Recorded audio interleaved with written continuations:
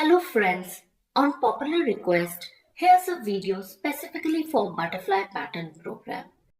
We learned that we can make complex shapes by two basic shapes, increasing triangle and decreasing triangle. We can make any complex triangular pattern by just breaking it down to these two basic shapes. So if we see the butterfly pattern, we have 8 triangles here. On the top, we have an increasing triangle of star, followed by 2 decreasing triangle of space. Then we have another increasing triangle of second wing. On the bottom side, we have a decreasing triangle of star, and then 2 triangles of increasing space, and then again 1 decreasing triangle of star. So let's start with the top half. We first write the outer loop which runs from 1 to n, as there is no change in number of rows. Then we bring in one J loop for increasing triangle of star, then 2 decreasing of space and 1 more increasing of star.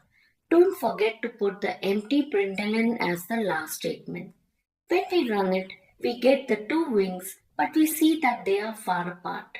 There is actually one extra space coming from both of the decreasing triangles.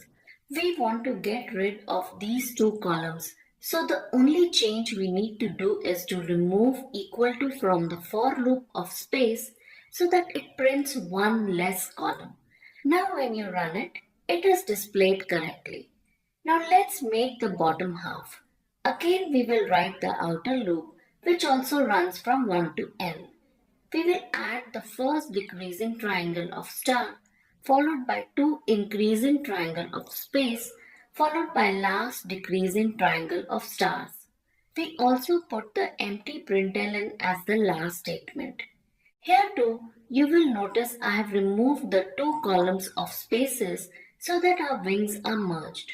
Now when you will run it, you will see it's still not perfect as there are 2 rows in the center. We need to remove one row now. So we just remove the equal sign of outer for loop which manages the rows to print one less row. This will give us our butterfly pattern program. Thank you and goodbye.